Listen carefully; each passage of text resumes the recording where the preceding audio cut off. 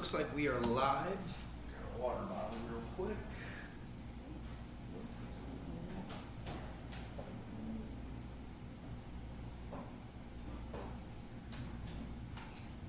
All right, hello everybody. Welcome to another camera class. I am Saxon, your host. And as always, it is Thursday, so we are here for another beautiful camera class. Today is the second Thursday of the month, so today is intermediate camera knowledge. Kind of go over what we talked about last week. So last week was intro to cameras. That one we keep pretty simple. It's where's the buttons, what do all the buttons do, where to go when I need help, making sure you understand SD cards, that sort of thing. When we get into the intermediate, advanced, and the rest of the camera classes that we have in the hopper, we really try to get down to the nitty-gritty parts of how do we manually control our camera.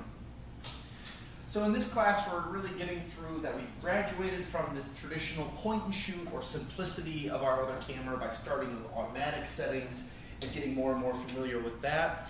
And now we're starting to get more into the physical manual control of the camera. What we'll do is we'll talk about the different aspects that go into the manual control for cameras. Then we'll break down what to expect when using some more of the advanced settings on the camera. And then finally we'll look at some images as well too and discuss on what I'm noticing with the camera and what settings I might use to get the pictures I want. So without further ado, let's get into it. Oh, and as always, anybody who's here in the class, who's watching online, if anybody who shows up in person comes, ask any question you'd like. You can chat away in the one box over there, and I'll answer your questions live as long as they're appropriate. So to first start off, why do we want to go more advanced point and shoot DSLR or mirrorless? The answer is really simple. It's because we want to get the most out of our camera. Like any camera, phone, or device that can take photos, we can always just turn the camera onto an automatic setting and shoot. However, we're limiting ourselves. There are a lot of things that we might not get out of just keeping it on the automatic setting, that by going a little more advanced with our camera, by learning the physical manual controls, we're going to get a better image. With that being said, let's talk about the difference between a photograph and a snapshot. So I consider this to be a snapshot. It's a quick, easy picture, not a lot of thought process went into it. I didn't line anything up, I didn't change any settings. I went to the physical location, which in this case is the escalator going up to our second floor, and I just took a picture. I would consider this to be a snapshot, a standard photo, maybe something I would just send to friends to say, hey, this is where I'm at right now if you're trying to find me. But if I really wanted to put some effort, time, and thought into the photo, what I would then do is use manual controls to take something like this. This is an unaltered and edited photo. There is no post-production value in this. This is simply me playing with my aperture, making sure that I have proper background and foreground separation. Setting my ISO to be low but not too high so that way I get a nice dark moody photo. Changing my shutter speed to make sure that I get a good clean photo with heavy detail. Going through my white balance setting, my light metering mode, really anything that I can change on my physical camera settings in order to get the photograph that I'm trying to get. So really the thought process behind this is that we can go from taking a simple photo, or a snapshot if you will, we can then also get a little more advanced with it and take something that's closer to this. It all comes down to how we're utilizing the camera's features and functions. It's not just allowing the camera to do the work for us, but it's actually sitting there and making sure that we're controlling it as a tool, as a piece of equipment that can then get us a better end result. So, step one, first and foremost, is to learn your camera. There's a lot of different camera models out there. There's a lot of different ones that you can choose and pick from. So making sure, hi there guys, welcome in. Have a seat wherever you'd like. We just got started a minute ago. Oh, okay. We didn't know you did that online. Yeah, we teach online and in person. Okay. Yeah. Oh, wow. Have a seat. Can I get you guys water bottles? Sure. Awesome. Let me grab this for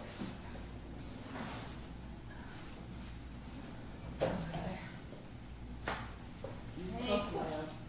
So to kind of give you an idea of what I was just talking about before you guys came in, we really just are talking about why we want to go more advanced with a point and shoot, a DSLR, or mirrorless camera. This is the camera intermediate class this Thursday. So what we're really talking about is manual control of the camera. Last week we went over buttons, layout, kind of what each button on the camera does. And now this one we're going to get more into the actual, let's get away from automatic settings and more into the manual control of the physical camera.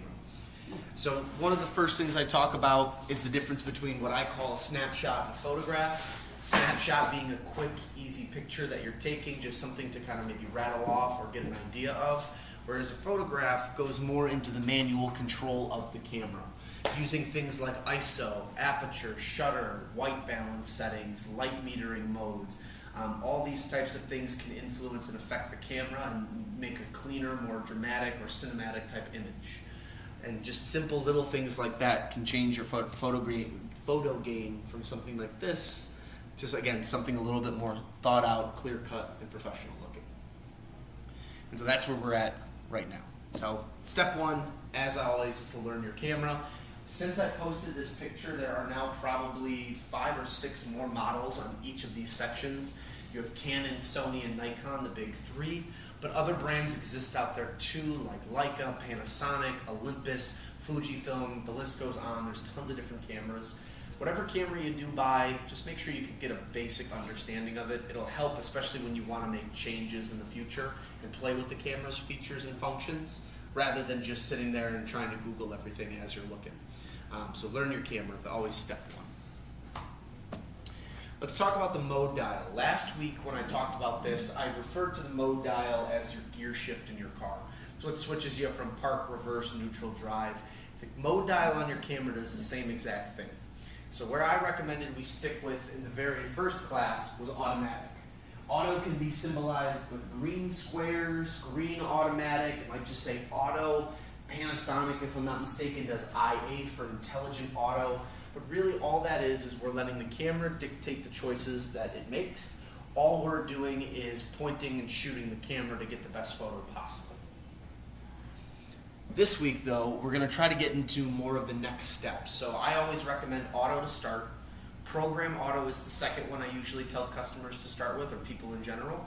Program auto gives you some control over some of the settings, but it keeps the fundamentals of aperture, shutter, and ISO all automatic. But you can change things like focus parameters, or light metering, or white balance, or any other sort of different programs that they might have in the camera. What we're really going to be talking about today, though, is aperture priority, which is control of just the aperture of the camera. Everything else is automatic. Shutter priority, which is just control of the shutter, with everything else being automatic. And full manual being full control over the camera's array of functions and settings. However, though, this is probably the most complex of the bunch, just because now not only is your shutter and your aperture now being controlled by just you, but so are things like ISO. So without further ado, the big thing that we'll be talking about or looking at is the exposure triangle. Now, a lot of times when you're getting into photography or taking classes, they'll symbolize this with a pyramid. I like the little chart as it lays out. I think it's easier to explain. But we're going to break down each one of these 3 sections and talk about why they're important and how to understand them. As I tell everybody, the best form of getting to understand this is practice. You can sit here and read this chart until you're blue in the face, but it's not really going to help unless you go out and actually practice this and try this out. So we'll start at the very beginning and break down aperture. Now, what exactly is aperture? If you look at your camera from the front view of the lens, and you look the lens into the camera, you might notice what's called a mechanical, what's the term? It's called wings. I forgot actually what the name is. But anyway, there is a little dot on your camera that expands or gets smaller as you change the aperture around. The way that I look at this is it's like the iris of your eyeball. You get that little black circle that's in your eye. When it sees more light or is exposed to more light, the iris becomes smaller because it doesn't need to flood your eye with all this extra light. When you're in the dark, it opens up and expands real wide so you can see everything and kind of have a false sense of night vision. It's one of the reasons why when you turn the lights on in the bathroom after sleeping, it really hurts. It's because your iris is wide open and now it's intaking all that light until it readjusts. Cameras function in a similar way. The more wide open our iris is on the camera, the more light that we're letting in, but the more we are now separating the background from the foreground of our photo. So most lenses will always hit about f22 to f32. If you have a lens on your camera, you'll be able to see that the highest aperture you're able to get is f22 or f32, depending on the model that you have. Now, when you look at that, you'll see how small the little circle is. With that being said, not a lot of light is coming through the camera. However, though, our background and our foreground should be right next to each other. We should have both in focus. As we slowly start to turn that number down, our iris is going to get bigger on our lens, but now our foreground and our background are starting to blur out. What that would do for us is if you're a portrait photographer and you're just trying to focus on one part of the subject, having a wide open iris, something close to a 1.4 aperture, would be really beneficial because you're going to then get rid of your whole background. Now let's say you and the family are on vacation and you're where the pyramids are in this instant, you probably want to get that in the background. It's not just your family that you're trying to take pictures of. So raising your aperture up to something closer to f22 or something around there might be beneficial to your photo. If you're taking pictures at night when there's darkness and everything else, that's a factor to keep in mind that if we go too high with it at an f22, we're going to not let in a lot of light, which means that we're going to have to readjust. And that's where the manual control really comes in. It's really easy to say, yeah, if you keep it at f22, you're going to get the foreground and the background. If you go to f1.4, you're going to blur that out. However, it's not that kind of black and white in the photography world, and there's gray areas and there's areas to explore. So what I usually tell customers, or just anybody in general, is set up a still life at home. Set up a light, put stuff on the table, and just take pictures of it and play with the different apertures. Take 9 different photos and see how your camera reacts to that. It'll help you get a better understanding. To keep driving it at home though, I've got some reference images. So these two are great examples of blurring out the background and using your aperture to your advantage. If we look at the photo on the left with the dog, we can clearly see that the dog's nose in the foreground is complete focus. However, as we start to get away from the nose, we get into the little whiskers by its mouth, we get into the eyeball up ahead, we start to see that it blurs out slightly, meaning the main focus that we're getting off of the camera is on the dog's nose. To the point that when we look at the dog behind them, we can see that it's a regal dog, we can see a pink collar slightly, so we can assume it might be a lady dog, but yet we can't really see the dog's gaze. Is it staring at the camera? Is it looking off in the distance? We don't have that detail. If we compare that to our chart that we were just looking at, we're probably somewhere close to a 5.6 or maybe an f4, meaning that we're blurring the background out enough, but we can still recognize what the background is. I'd even go as far as to say maybe f8 too. The squirrel, on the other hand, on the right side of the image, we have the squirrel in perfect focus. We can see the squirrel, it's chewing on something, looks like a nut or some sort of berry or whatever it is, but we can clearly see the squirrel. We can also see some of the wood underneath the squirrel that it's standing on. We can tell by the cracks and just the coloration. Now, with that being said, while the squirrel and some of the wood are in focus, everything else is blurred out to the point where it's indistinguishable what it actually is. Given the color and given the little bit of foliage that we can kind of see, it's probably safe to assume it's a tree or some sort of bush or just something that has greenery, foliage, outdoorsy kind of qualities to it. However, though, we can't really make out what type of tree that is. We can't see what's actually directly behind the squirrel on the left side. Could be a parking lot for all we know, but we don't have that information. So if we look back to our chart, we're probably now sitting on the bottom portion of the image where we have an f2.8, an f2, or an f1.4, where that background is almost completely gone. We have small pieces of information that tell us kind of what it is, yet our main focus is the main subject matter, which is the squirrel.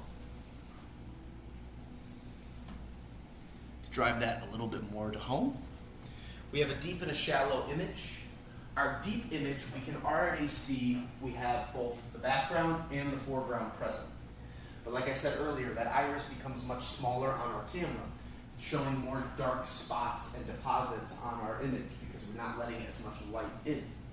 Versus the shallow area, while we've now blurred out most of the background, the dog is in complete focus. Where the dog's eye is really dark on the deep side, we can really see it clear as day on the light or shallow side. So keep that in mind as you're playing too, that no matter how you're photographing, when you're using aperture or just aperture priority or anything that involves the opening and closing of that iris, you're going to see the differences not only between the background and foreground separation, but the color and the darkness of the image too. Now on a mode like aperture priority, your camera is going to adjust ISO appropriately based on that. The other option that you have is exposure compensation, which we'll talk a little bit about later. But you have that option to play with to allow more light to come in as well. I like this image to explain why would we want to use aperture priority. Why not just go right to full manual? Why not just do automatic? A photo like this would be a great example. We have a beautiful background with our model, our wife, our sister, friend, cousin, whoever it is standing in front of it too. And in this case, we probably want to get a picture like this. We wouldn't stand on a cliffside with a beautiful background, water, and all this stuff if we weren't interested in getting a photo of this. So this would be a great time to use aperture priority, because if she just wanted a portrait of herself, then we could do that. We could blur the background out and just focus in on her. But if we really want to control the image and get everything in there, we've got sunlight coming off the coast over there on the right side of the image, so we're getting light into the camera. We could then have an image like this where the background and the foreground are in perfect clarity.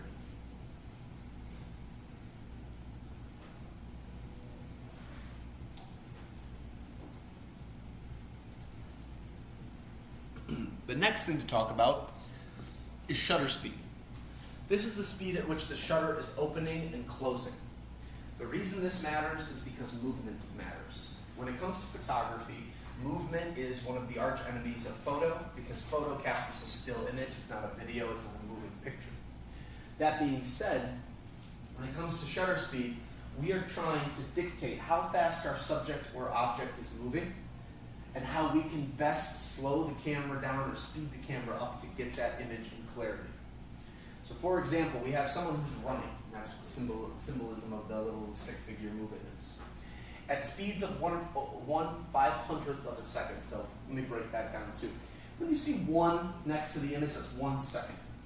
When we're then referring to fractions, it is 1 and whatever the number is of a second. So 1/500th of a second, 1/250th of a second, 1/4 of a second, half a second, 1/8 of a second. The faster we go in speed, the faster that the camera is going to open and close our shutter. The slower we go, the slower that the camera's shutters are going to close. If you take your camera out and you take one picture and you keep increasing the speed, you're going to hear how much faster it gets as it keeps moving up. Two things to keep in mind. As we're changing the speed, we're capturing our runner in perfect stillness. So 1/500th of a second, this guy's jogging down the street, it's your local 5K, you're going to get that image. If we slow that down too much though, we start to blur the image, and we can see that symbolization by the doubling of the image, by the graininess of it, and by how much more blurry it becomes as we get slower and slower. So movement is an important part of the image. Now, or of shutter priority. Now, one thing to keep in mind is that also the slower we have the shutter, the more information the camera takes in, the more light it brings in, the more detail it brings in, just the more overall color that comes into the camera because we have a slower shutter. Not the best if we have movement happening in the image, but really great if we're trying to get a rich photo. And I have some examples of that in a second too. But on the flip side of that, the faster we have this going, the less amount of light that comes into the camera. The more soft that colors can appear, the more dark that photos can appear. We're not allowing the camera to take in a lot of light at the same time. So when we're on something like full manual, where now we have aperture and shutter kind of competing against each other, we have to find the balance within that photo taking process. Some examples.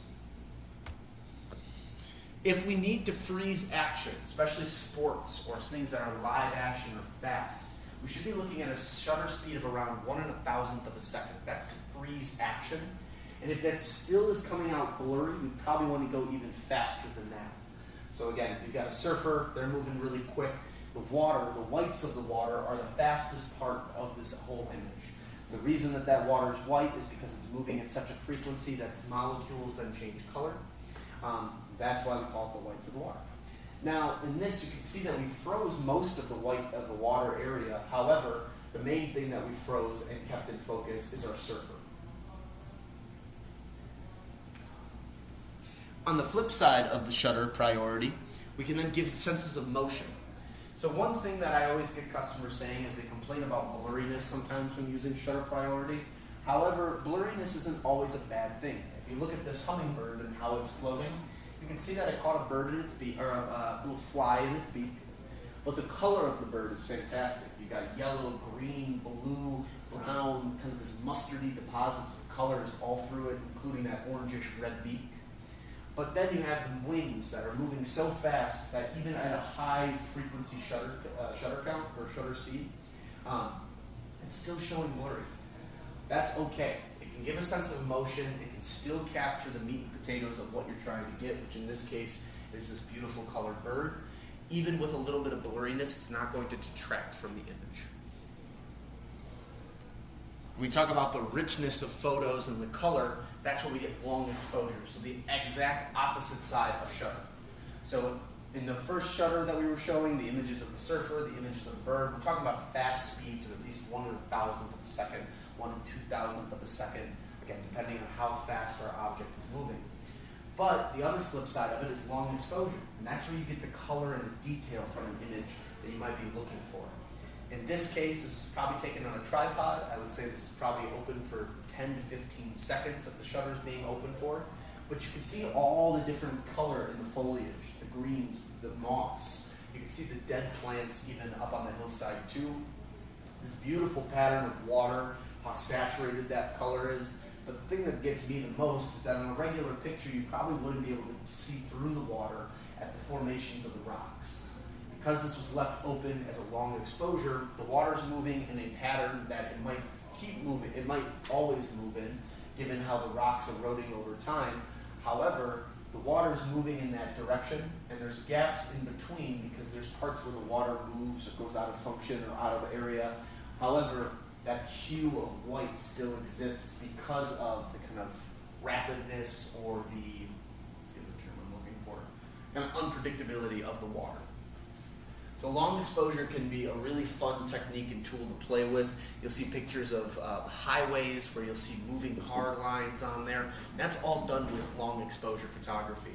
They call it light writing too, where people will take like a flare or a sparkler and they'll write and they'll make like a fun word or characters or something like that. And they do that with long exposure photography. What would be the number on this one? If I had to probably guess, it probably about 15 seconds, 10 to 15 seconds. And what would the shutter speed be then? It would say it on there. It would be like 15 within quotations. 15. Like, so as you keep going down or slower with it, then you get into the seconds. If it doesn't have that, then there is a way to change that. No, like 1 point on the bottom, so Yeah. it says like the Yeah. 1 point. Yeah, so that's 1/6 of a second, Oh, or that's 1/6000. okay. So then if you keep going the other direction, you have to keep going that way. Like 115 you said? No, that's over here. Keep going. Okay, gone. Keep going. There we go. Oh, There's so what the is seconds. this? Okay. That's the seconds. That's saying 5 seconds, 8 seconds, a minute. And that's how you're reading long exposure. Okay. I never Oh, saw that before. Yep. The one when it says divide or over something, or not parentheses, but what's the term I'm looking for? Fractions. When it does fractions, that is 1/15th of a second, 1/8th of a second. When you just see the number by itself with little quotation marks next to it, that's a full second or a multitude of different seconds. Oh, okay. And that, if you can use a tripod and you can take pictures of stuff without it moving, you're going to get really nice, full, detailed photos that just have a lot of information to them.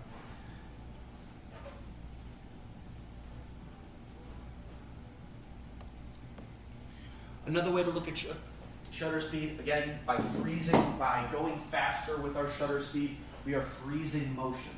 We can then stop somebody who's running and get a really clear-cut image of them. But by doing that, we make our exposure darker.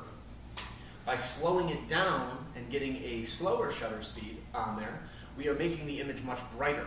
However, by doing that, we're also running the risk of getting a blurry image. So there is a kind of a catch-22 to the photography, especially in this case. Very similar to aperture, where when we blur the background out, we bring in more light, and we get a beautiful image of whatever portrait we're trying to take. But when we open that aperture up wide, we try to get both the background and the foreground, we close that aperture a little bit, therefore then letting in less light. So it's a trade-off, and that's where then playing with shutter speed and everything else really comes into play. This is a picture a customer emailed me, and it's a perfect example. Why do we want to use shutter priority? I think stuff like this would be a great example. There's an ultimate frisbee game that his kid was involved in for one of the clubs at a local high school in the area. He sent me this image, was very confused on why he couldn't get what he was looking for, and that's when I recommended trying shutter priority out for it. Just because that's going to allow for just you to control the shutter. The camera does the rest of the work for you, but you're dictating that by them running in that speed that they're doing, I'm going to change the camera settings so it shoots faster. Now, same thing to be said with manual control. If we're on manual control, now we have both the opportunity to play with the shutter and with our aperture as well too. Letting in more light, making it faster, so that way it's evening out how much light's coming in with the darkness that we're getting, or vice versa, letting in less light and then slowing the camera down so that way it can provide more light to the physical image. Another kind of workaround with all of that is ISO. Back in the day when you buy film for your camera, it would have a number on there. It would say Kodak 100, or it would say Ilford 400. You'd get wide and medium format that would say 800. The whole reasoning behind that number is that scientists and engineers who created camera and film and everything else, they developed this mathematical system that basically will change the sensitivity of either your film or, in this case, your digital camera sensor. That is what we call ISO. There's a whole name for it. It's very long, and I don't remember it off the top of my head. You can Google it, though. With ISO, we can make photos less dramatic or more dramatic. We can make them have more light or less light. We can also ruin our images very quickly by changing the sensitivity of the ISO too high. I think this is a nice kind of way of looking at it, where you have 4 images that both all look great in their own right. When you start with the 100, it's very dark. You might miss that there's a beach right there. You get this very intense shadow under the bridge. And as you start to raise that number up, you get this beautiful rainbow effect from the sky where you can see the whole spectrum of colors. The beach is very clear. The water really shows its ripples and everything else. And you get beautiful color as you start to raise it up. Now, any higher than this, and you might start washing the color out. You'll get pixelation, and you get what we're going to call noise. I have one more thing to show with that. Another kind of image, step-by-step, going through and showing them off. 100, it's too dark for this overcast day with a rainbow in the background. But at 1600, we can see the 2 people standing there nice and clearly. We can see the beautiful rainbow color and what seems to be this kind of rocky painted ledge, and then water underneath as well too.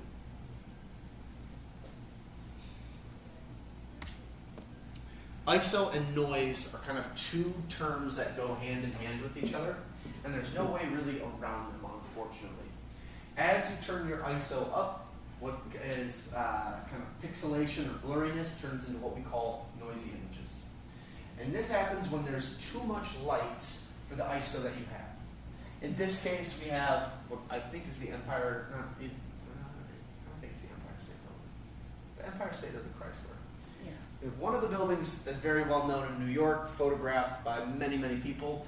The one thing to keep in mind with that, though, is that it's sunset right now. So the sun is going down, and this shows off what can happen if you take an image with 100 ISO, which is probably appropriate for the time of day that it was, with the amount of light that's coming off both the building and the sky, versus turning it up to 3200 ISO, which for a lot of cameras prior to mirrorless technology was one of the highest ISOs that you could do. Nowadays, you've got Sony cameras that can do 204,000 ISO if you're shooting in pitch darkness. That being said, though, if we raise the ISO too high when we have a good amount of light available in our photo, we're going to get a noisy, pixelated, blurry image. So keep that in mind when you're shooting. If you are going to use ISO and control it, this is something you have to be aware of. Now, one of my favorite things, though, is auto ISO. I recommend auto ISO to almost everybody, especially for beginning photographers. As you become more understanding of how light is distributed on images, how your camera reacts to that, you can always use and manually control ISO. However, I don't always think that it's necessary. There's one mom who comes in constantly for advice on taking pictures for her son's hockey games. And a few weeks ago or last year, I forgot which one it was, but she came in and she asked for help on setting her ISO up so that she could do photos for her son's prom, both indoors and outdoors. And one of the things I recommended was using auto ISO because it'll adjust when you're indoors and you have recessed can lighting like we do in here versus going outside to a beautiful bright sunny day and having the sun beating down on you. The camera will read the light, understand what it's taking a photo of, or at least recognize its highlight values, and then automatically just do the ISO for you. So for me, I usually keep my ISO at auto unless I'm doing a shoot where I'm involving a studio of some sort and I have controlled lighting. If I'm doing that, then I'm controlling the manual controls of shutter speed and my aperture, but I'm letting the camera dictate the ISO for me because I trust the technology.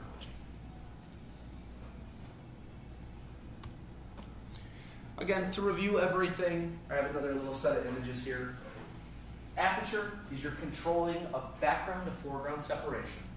As we control aperture, we're allowing more light to go in, the more close to maximum aperture we get. So in this case, 1.4 for our top row is going to be the maximum aperture. f16 is the lowest that we have on this chart. Some lenses stop at 16, some at 22, some at 32. It really just depends on how many f-stops your lens has. Not all lenses are the same. But we've got two little piggies sitting on the couch. You've got some background there as well too. At the 1.4, it's completely blurred out. And you can kind of see how pale the piggies look in the one part. As we move down to f16, there's a little bit more detail on the bellies. However, you can see that the background is completely intact. As we then look at our shutter speed just below that, we can see that it's a hammer hitting a nail into a piece of wood.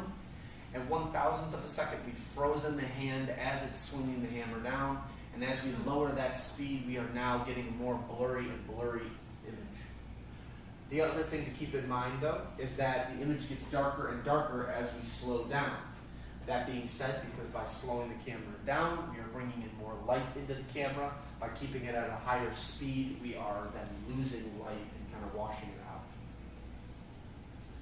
As we then look at ISO, we can see how ISO gets affected with noise as we go from the images. At ISO 100, the corner of the penny and the black table look very clean, but as we slowly start to raise them, we lose that crispness and that distinction between the penny and the table.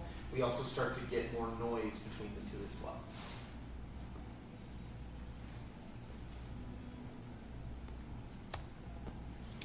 Now let's talk about a few more of the advanced settings before then we look at some images and I tell you what I'm seeing on there as I'm reading the images.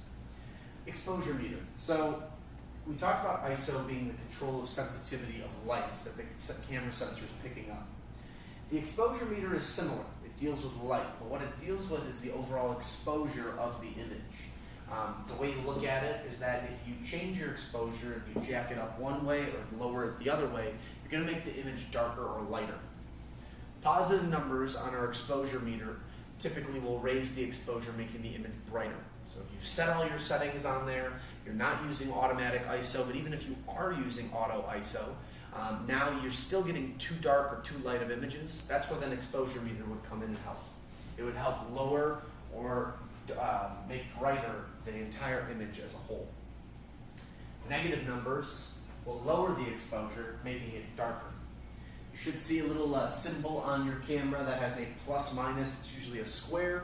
The square then has a line going through it. One part will be like a black plus, the other will be a white minus symbol. And all that's saying is that by pressing that button and using the command dial, you're able to now go through and change what the actual exposure of your image is, making it darker or lighter.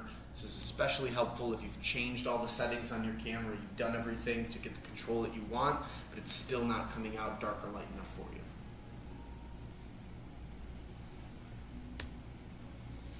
Light metering, so I talked a little bit about that with that photograph or snapshot I showed at the very beginning. But light metering is a great way for your camera to take in light and understand how it's dividing and conquering that light. If we think to ISO being the camera's sensor sensitivity towards light and how it's reading that information of highlights and midtones and dark tones, our light metering is the same kind of idea, but it dictates the way and in what part your camera is reading that light. Almost all brands have what they call multiple matrix, where it basically takes the light from the entirety of the sensor and then distributes it evenly, usually by putting it into the center of the image to give us kind of a nicer, clean look. That's the most typical. Center looks at light from the middle and things that are radiating from it. So typically from the center, I like to think of that as like if you're burning a candle and you take a picture of that, you're not only going to get the flame, which has light, but then the light starts to radiate off the candle. You get little highlights on other products or things that are around the candle that show off that glow of the fire. Spot is only coming from the center portion of the sensor. So spot usually is a circle. It only takes the center part of the camera itself. So really dramatic or cinematic type images from that, but it's really just you setting the tone at how your camera is taking the light information that's in the room and how it's then metering that light to give you more of a dramatic or cinematic photo versus just a clean all-around simple traditional photo. And then some brands will have extra parts like partial or entire screen average. Again, my biggest recommendation, set up a little still life at home, set up some lights, take pictures and practice with the light metering to see what the difference that you notice between them is. Some people will do this and they don't notice anything.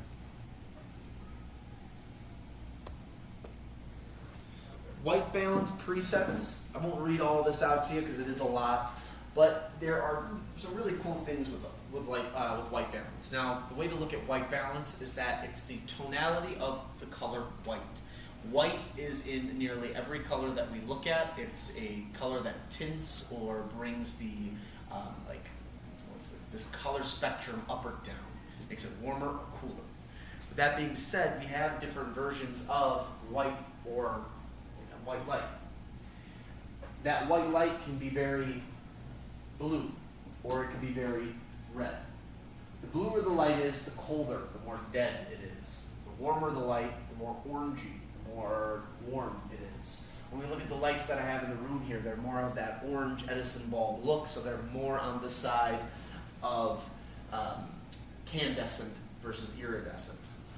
When we look at stuff like the Christmas lights that are about to go up, where you get those stark white lights that penetrate through the snow, those are more on the iridescent side and less on the candescent. That being said, some cameras will have two options. They're going to have a little spectrum that you can play with where you can lower or raise the color's temperature. The higher the temperature goes, the more blue. The lower the temperature goes, the more red or orange. So depending on where you're taking pictures at, that could dictate what you then set your white balances to. Typically your camera is always on auto. It's a great fail-safe. It's perfect. It's the easiest one. But if you notice that you're going to be shooting in direct sunlight, you might want to switch to the direct sunlight.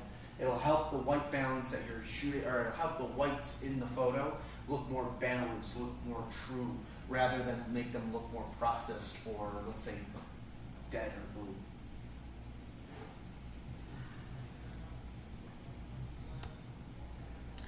Full manual is what we're building up to. If you're shooting in full manual or you're getting closer to it, you're taking advantage of all the camera's sets and functions. What you're really ensuring for yourself is that you've mastered your tool. It's, there's a lot going on with cameras. I talked about it last week when it comes to how cell phones have really advanced and pushed. It's one thing to be good at taking pictures on the phone. The phone's intuitive, it has AI built into it, so it really does a great job of taking a clean cut photo. And there's a lot of people that will pick up a camera and expect it to act similar to the phone. I always tell customers and just people in general that your camera is not, or your phone is not a camera in the same way that your camera is not a phone. There's the same functionalities on both devices. However, when it comes to a physical camera, you just have to learn how to do manual controls in order to get a lot of the same type of imagery or the same type of what's the term I'm looking for? Just kind of user experience that you'd get on your phone. Alright, let's look at some images now and see what settings they use. This is me going through a set of images that I have had on these slides for a couple years now, but this is basically me telling you what I see or what I would set my camera to based on the image that I'm getting. We're mainly going to be looking at three different things. We're going to be looking at ISO, shutter, and aperture, and just talking a little bit more about that. So we have a landscape photo. We definitely are somewhere in Europe. It looks like we're probably in Germany, just based on the words on the building over there. We've got this bridge. It's nighttime, but there's a lot of lights going on. So first and foremost, if it was aperture, I'm probably going to say it's a lower aperture of something like a 22. Maybe a little lower than that at a 16 or 8, but definitely enough where we're getting a full effect of the image. From corner to corner, we don't really have much blurred out. A little bit of the roof, but that could just be because of color. That being said, now our ISO needs to be turned up a little bit more for this. I would probably peg this at about 800 ISO. Maybe a little bit higher because we are getting noise in the beam up here. So again, depending on what we're looking at, we might not care about that, but that could be enough to distract, especially if we're trying to show this photo off for whatever reason. And shutter speed, given that there's not a lot moving, but given that we also want to make sure we pull in more detail since we have such a high aperture and we also have such a high ISO, we might have this set for 1 and 250th of a second, or 1 and 1 and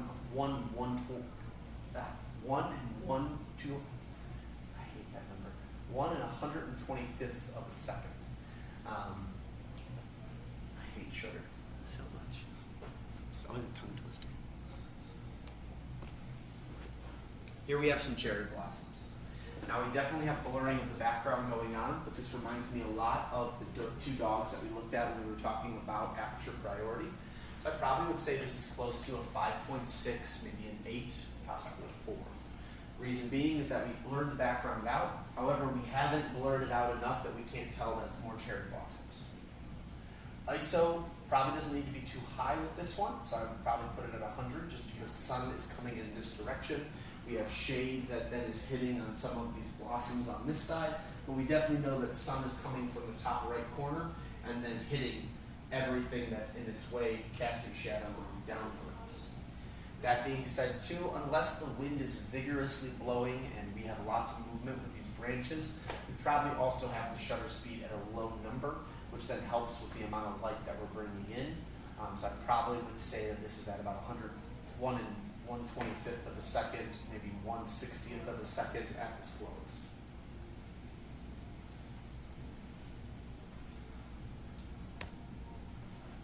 Here we have the two firefighters. Now, this is one of those images that I don't know if it was staged. I don't know if maybe they were walking and they did some dramatic shots prior to something going on. However, though, that to me would dictate if shutter speed is really necessary or what that would be.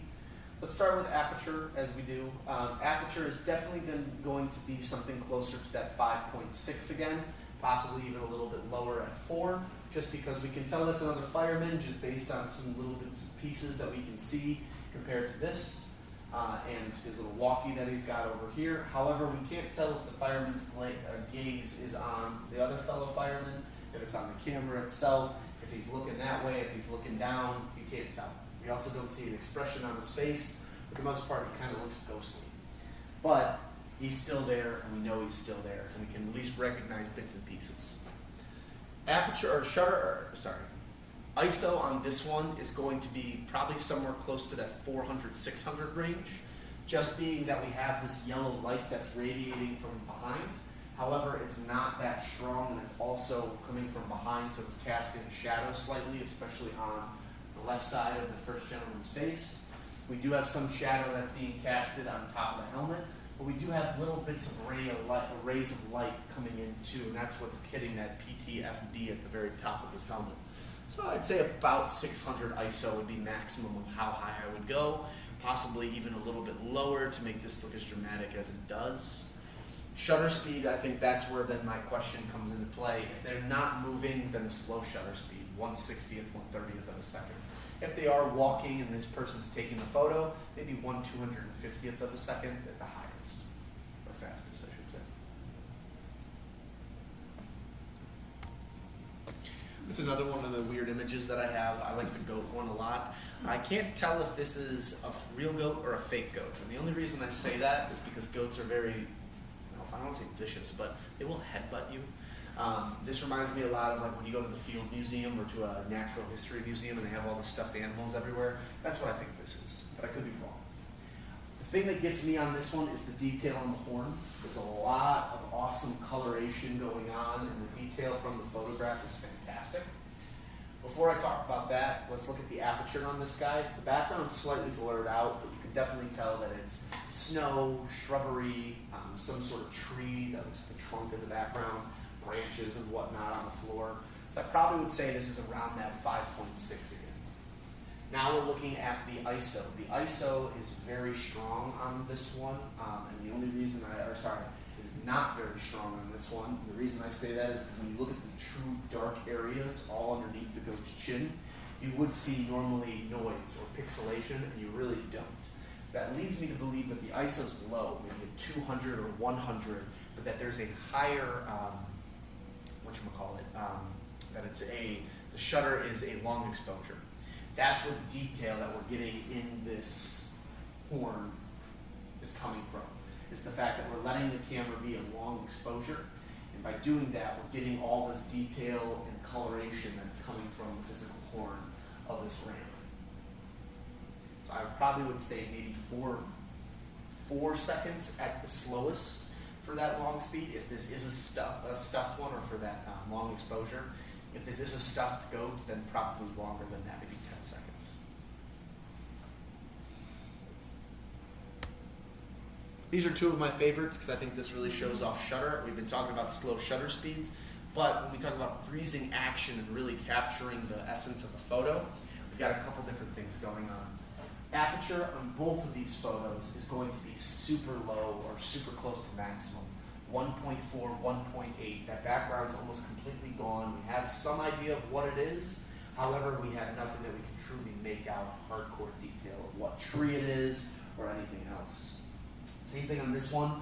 Given that I can see little rays of light coming up, they're probably at a park. Those are probably parked cars all behind the dog in this image. However, it's so blurred out that we can't tell license plate, we can't tell makes or models, we can't even tell if it actually is cars or if it's something else. Light on this is fantastic. You can see the shadow coming in from both the top right corners of the image, casting a little shadow underneath the dogs. So ISO is probably low, 100 at the best. Shutter speed is going to be the way that this really pops and comes to life. We're definitely looking at speeds of 1 in 1,000 or higher. I probably would say about 1,500, 1 in 1,500, just because we are slowing down and capturing a still image of these dogs mid-motion of either catching or about to catch a frisbee.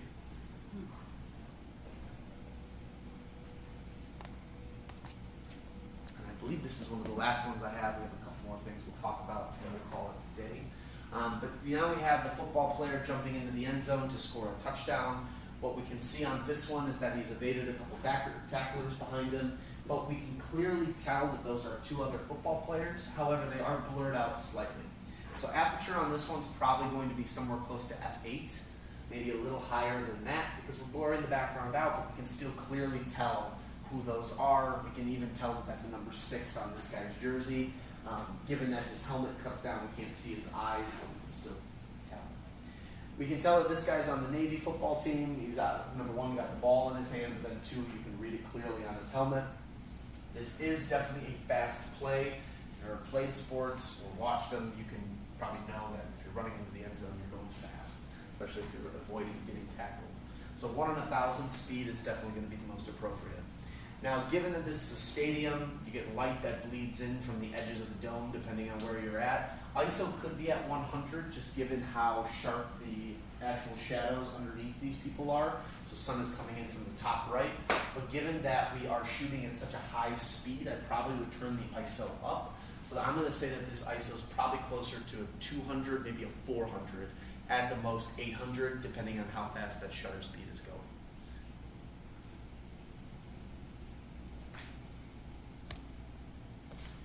Learning your camera is only the start. I can talk to you as much as you'd love about your camera. I can tell you everything you'd want to know under the sun.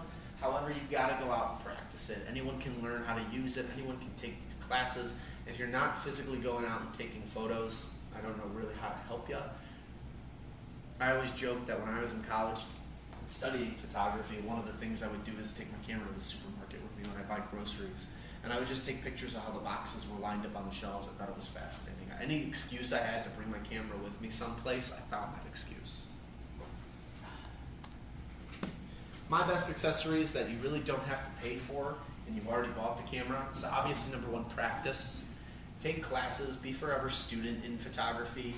There's tons of places, Oakton, Harper, the community colleges in Chicago, they all have classes that don't actually give you a credit towards your degree or anything, but they're cheap, they're affordable, and they give you a chance to sit down with a professional who's been doing it for long enough and just workshop ideas. The other thing I like about taking classes is you're amongst peers, you're amongst other people who are interested in the subject too, so you guys can bounce ideas and things off each other. YouTube is probably one of my favorite resources. Any photographer, DIYer, anything, you type in what you have a problem on and someone's probably talked about it a million times. I just bought a new camera about 3 months ago that I was really excited about. I looked up one video online to see if I could just get a couple tips and tricks. I found a 5-hour video that this guy made on just my camera. I got through 40 minutes of it and I thought my head was going to explode. They're all out there. There's so much stuff that you can find. Workshops are great too. I got a couple groups that come in here to buy new gear all the time. One of them shoots out of the Chicago Botanical Gardens.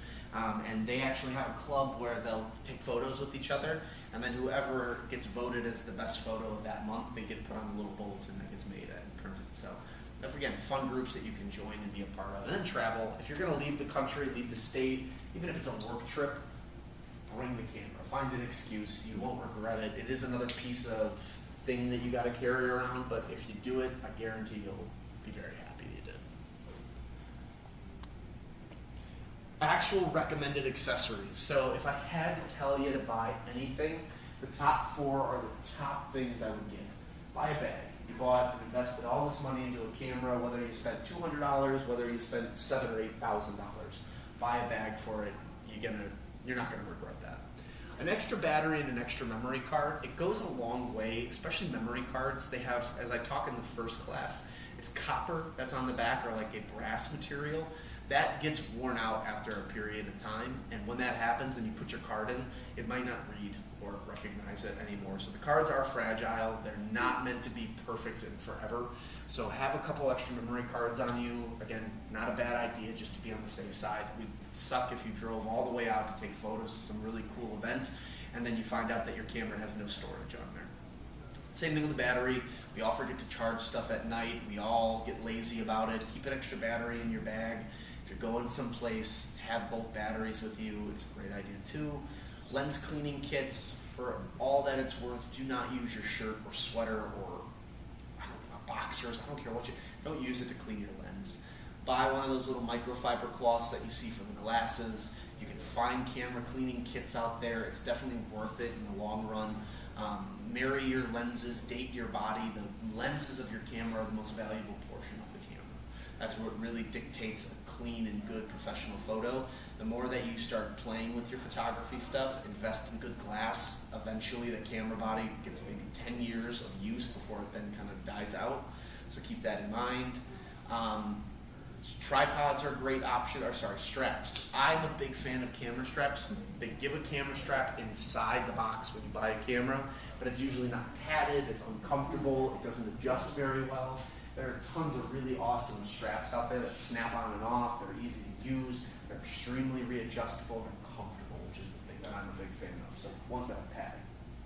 Tripods are great if you're a shaky user and you need stability, would recommend it. External hard drives are a must for me. It keeps me from having my computer clogged up with all of my photos. I just keep them on a hard drive, and then from there I'm able to go through and delete or go back.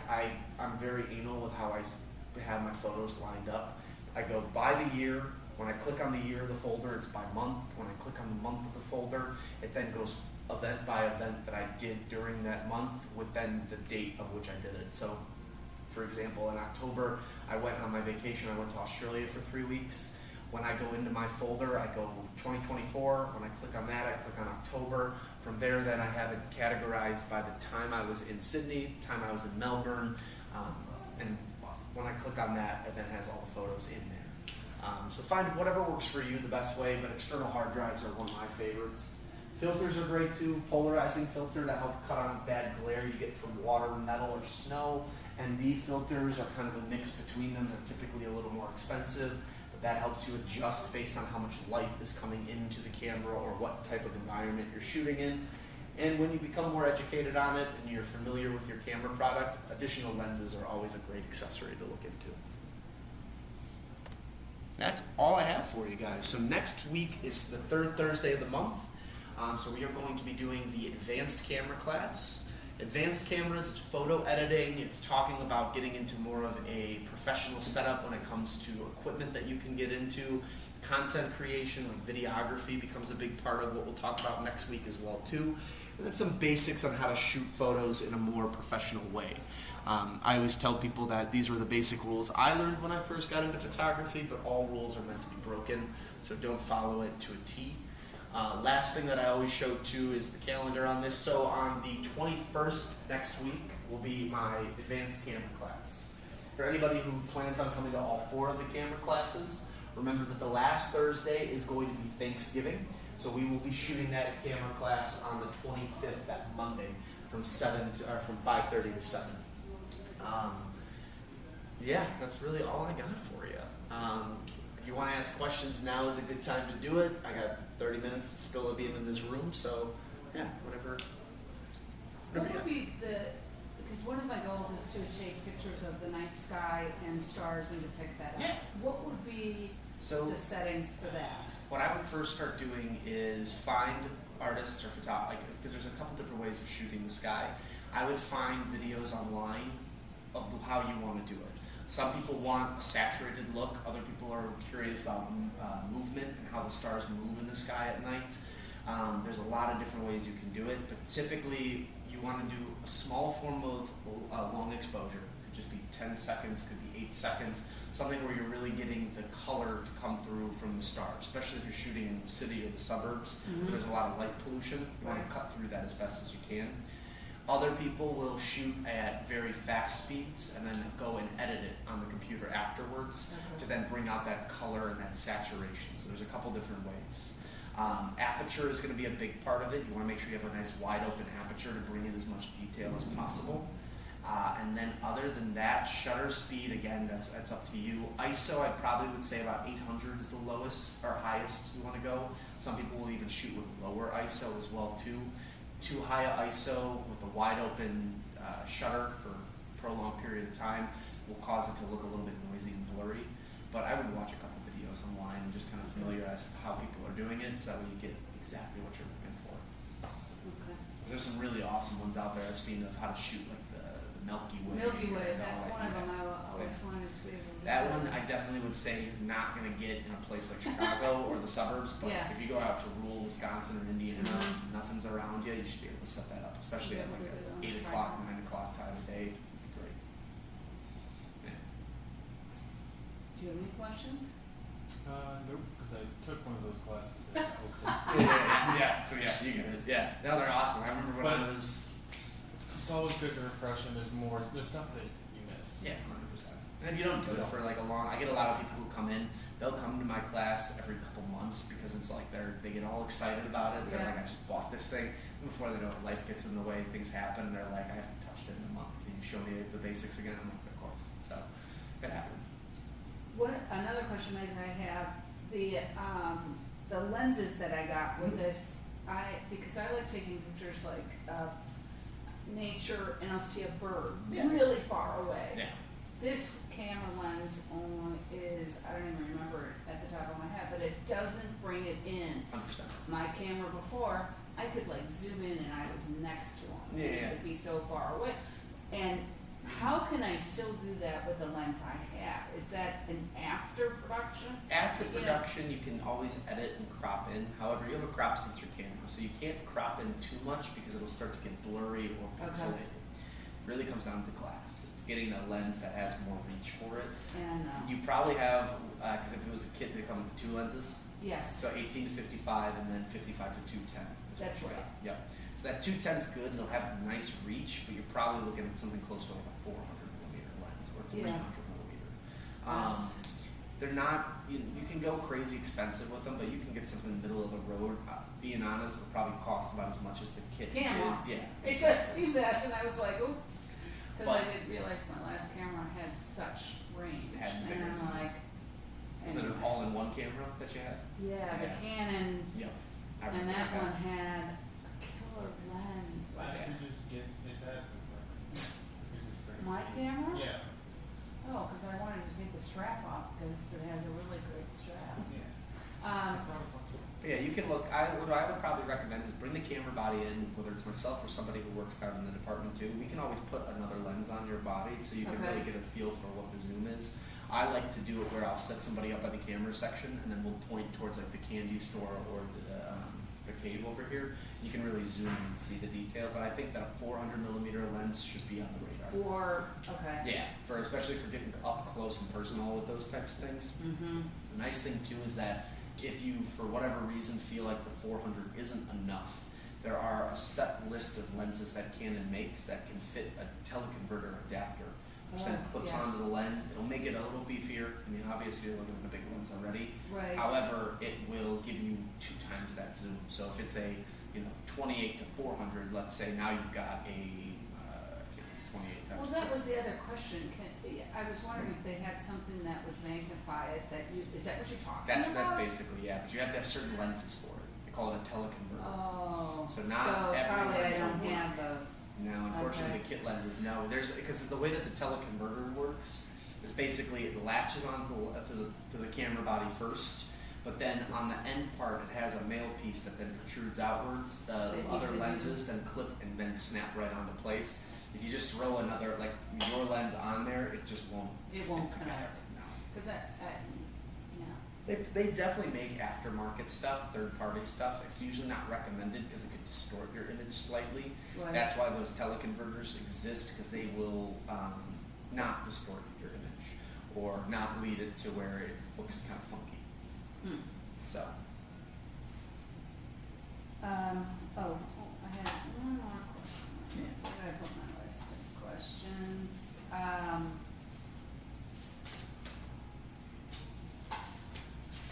SART was a big one. I guess you answered the faraway question Oh, one. long exposure. Longer, I know that is something that I really haven't done a lot with, and that I want to try to do that. But, I was gonna say, if you got a tripod at home or Yeah. anything, what I would do is find like a street that's busy by you, set the camera up, and then play with the 10-second, 20-second, minute-long exposures. and It's see what, Yeah, it's really cool when you get, like, for example, I did one photo after I saw someone did it of, I was on one of the bridges, I think it was Halstead, I can't think of where it was in the city, but basically I pointed my camera at downtown, and the Kennedy was right underneath, and so when I took the picture on long exposure, I think I did 30 seconds, you can see the rays of light coming from the car's headlights and taillights, Mhm. but then the city is just perfect detail. But you get this really fun Wow. sense of motion underneath. Right. So that's just an Cars. easy way of doing it. If you're by a highway or anything else, set it up, Sorry, it's long exposure. practice the with bear it. It's fun. picture? Yeah, the Oh, bear looks the okay. same, but the light is all moving. Yeah. Oh, in the back. From way long ago, yes. Yeah, and those are fun too. So that's another one you could do. You could set the self timer up, set the long exposure, and then that's the light writing that I was mentioning earlier too, where you can take like a sparkler or flare and you just Try basically, that. you Yeah. draw on there and it's That's really hap- cool. I've done that by mistake. Yeah. I've seen that, so, alright, well, I don't have any other questions, but I didn't know we could do this, remotely, which Yeah. is kinda handy. You go on because- YouTube, you go to Apt Electronics, as soon as 5:30 hits, I automatically start the live stream and it's you just join. There's a little chat side. I think that's the one thing that some people enjoy, some people don't, is they rather be in person, because I'll get chats right here if anybody has any questions that I can then answer, but if nobody does, and a lot of people don't type it in, then I don't see it, so. Oh, yeah, well, cause traffic sometimes, we were coming from Northbrook and it was like, Yeah. oh. It can be brutal at 5:30, I know. Right, it was a lot and it would be convenient, but anyway, no, this was very informative and I really, appreciate it. Yeah, worst case scenario too, I'm here every day except for Tuesday, Wednesday. So even if you want to come in on a day when I'm here and you just want to sit down and go over And one kind of go particular over. thing, bring it on in, let's talk. And your name is? Saxon. Saxon. Sax? Yep, S Saxon. Oh, S-A-X-O-N. oh, there you are. Yep. Like the Oh, show, like that's a very, English name. It's different, yeah. No, it's English, isn't it? I Sexton? think so. The joke of the family was that my mom didn't care what I was. She didn't look into like the gender, so she flipped the baby book from 1982, threw her finger down, and landed on Saxon on a random Really? page. And she goes, "That's what we're naming this thing." This thing. Yeah, that's Girl it. or boy, didn't Girl or care. boy, yeah. And actually, it's funny. I met a girl Saxon, and Really? it does fit. I'm like, it kind of works. Yeah. Yeah. And I met another Saxon in Australia, which is a whole different story. But then Really? now him and I are friends, so I'm like, there's someone else Gotta out there. stick together. I know, seriously, there's not Wow. many of us. No, Gotta it's start a club. a very sturdy name. I'll take it, right? Yeah, I like it. Guys, have Thank a great you. night. Thanks for coming.